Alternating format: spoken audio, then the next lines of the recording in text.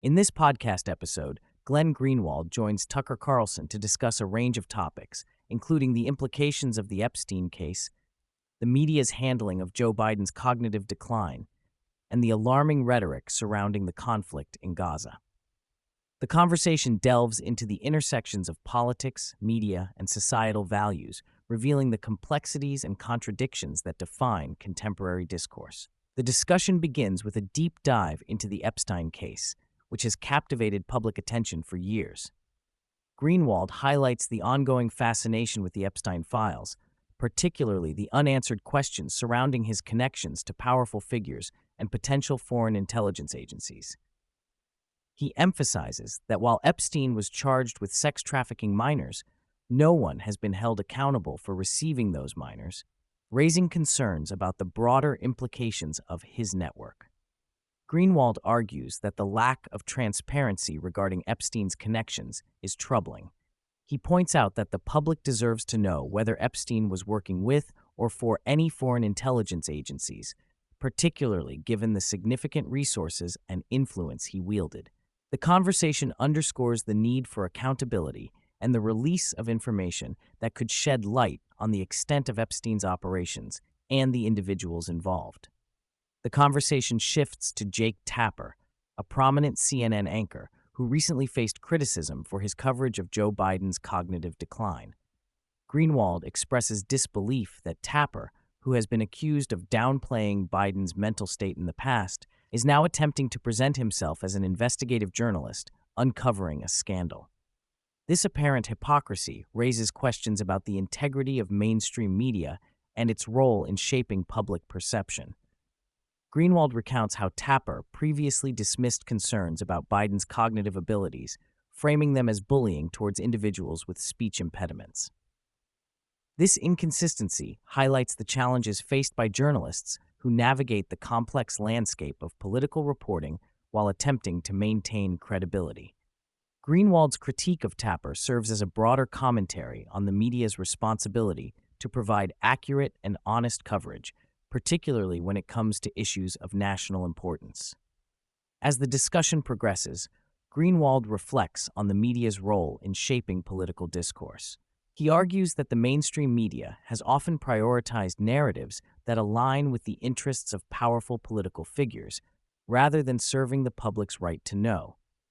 This dynamic has led to a lack of accountability and transparency, particularly in cases like the Epstein scandal and the coverage of Biden's cognitive decline.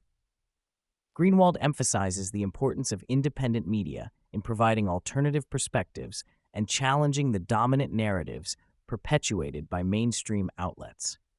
He believes that a healthy democracy relies on a diverse range of voices and viewpoints, which can only be achieved through a commitment to journalistic integrity and a willingness to confront uncomfortable truths. The conversation takes a darker turn as Greenwald and Carlson discuss the recent escalation of violence in Gaza and the alarming rhetoric surrounding it.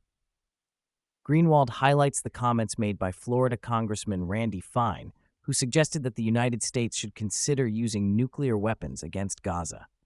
This extreme position raises serious ethical questions about the use of military force and the potential consequences for innocent civilians. Greenwald argues that such rhetoric is not only morally reprehensible, but also indicative of a broader trend within certain political circles that prioritize aggressive military action over diplomatic solutions. He emphasizes the need for a more nuanced understanding of the complexities of the Israeli-Palestinian conflict and the importance of protecting civilian lives in any military engagement. The discussion continues with an exploration of the potential consequences of militaristic rhetoric in the context of the Gaza conflict. Greenwald warns that calls for extreme measures, such as the use of nuclear weapons, can further escalate tensions and lead to devastating consequences for both sides. He argues that such rhetoric undermines the possibility of achieving a peaceful resolution to the conflict and perpetuates a cycle of violence.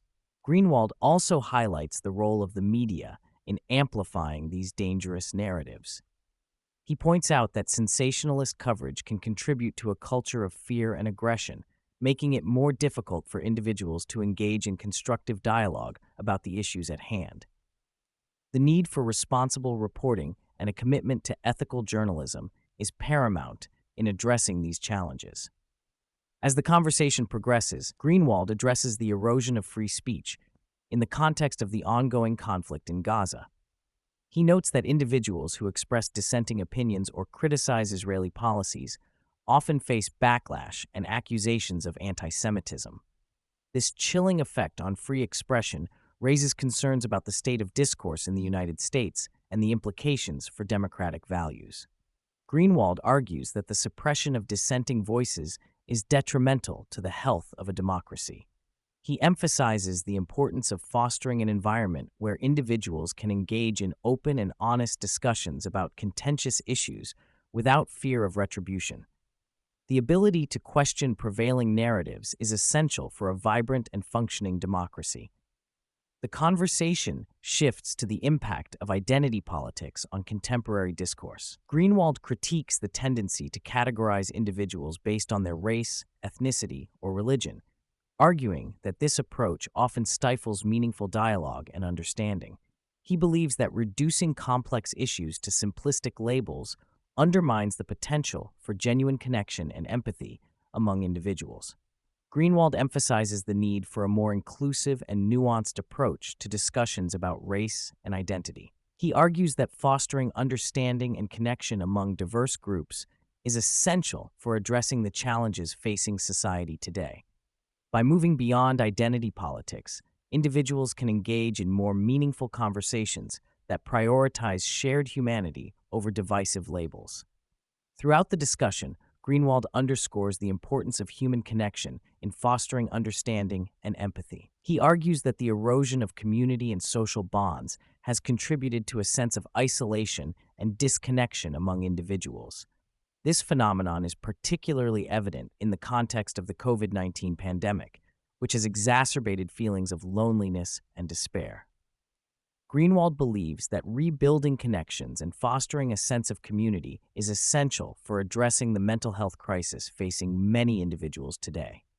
He advocates for creating spaces where people can come together, share their experiences, and support one another in their struggles. By prioritizing connection, society can work towards healing and resilience. As the conversation draws to a close, Greenwald reiterates the importance of honest conversations about contentious issues. He believes that individuals must be willing to engage in difficult discussions, even when they may be uncomfortable or challenging. By confronting uncomfortable truths and acknowledging the complexities of various issues, society can move towards greater understanding and progress. Greenwald emphasizes that the path forward requires a commitment to transparency and accountability.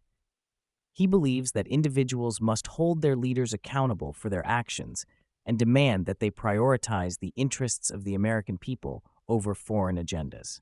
By fostering a culture of honesty and integrity, society can work towards a more just and equitable future.